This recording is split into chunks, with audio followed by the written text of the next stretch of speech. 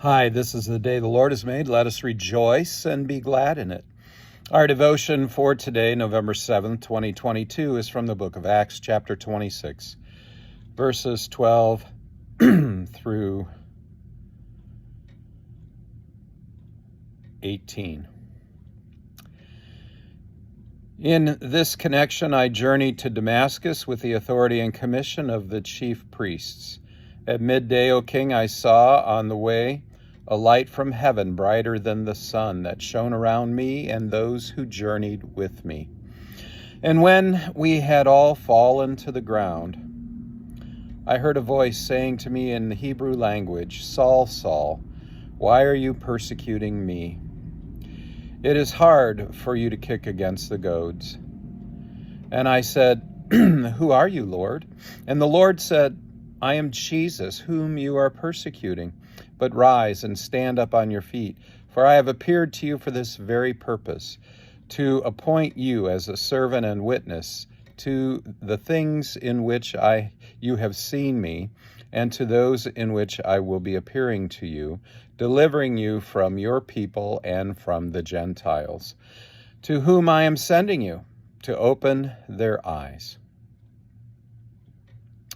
Our devotion for today has Paul telling King Agrippa of this conversation on the road to Damascus between himself and Jesus, a journey commissioned by the chief priests in Jerusalem.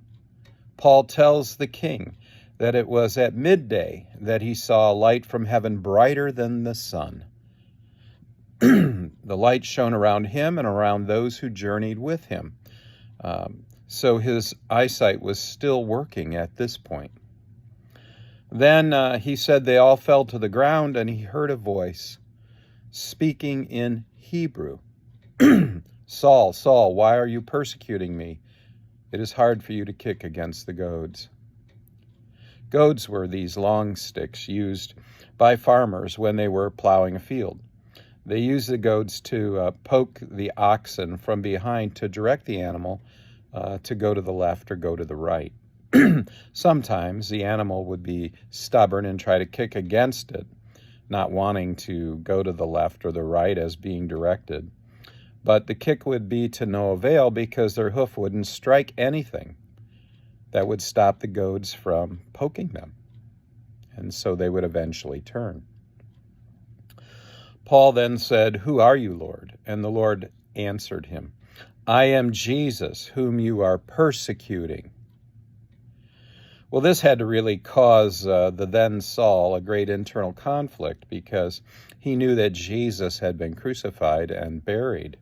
He didn't believe the resurrection stories going around and considered them lies spread by this group that he was trying to stamp out. But now, this voice identifies itself as Jesus. The dead don't speak.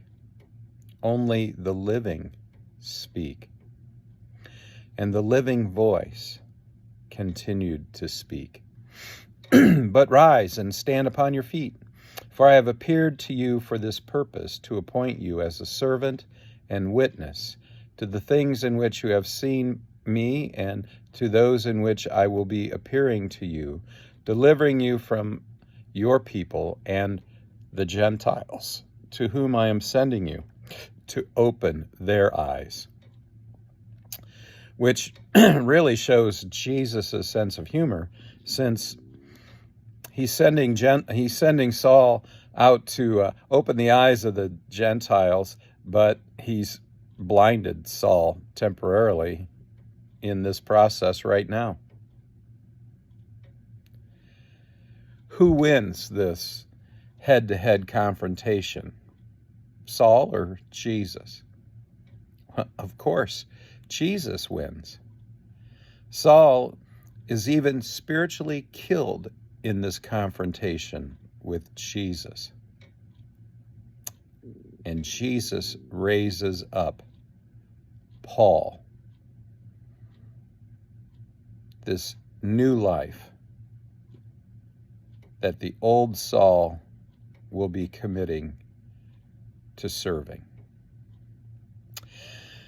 So this Paul will do exactly what Jesus is planning for him to do, because Paul realizes the futility in kicking against the goads that Jesus is holding and using on him. My friends, it is futile to resist Jesus when he decides to use us for his purpose. So why do so many of us kick against the goads in Jesus' hands, trying to resist his direction for our lives? Are you kicking against Jesus' direction for your life right now? My friends, your resistance is futile. It's as futile as Saul's was. Jesus always wins. Better to give in now and accept his direction for your life than be knocked down and blinded. Go in peace. Serve the Lord.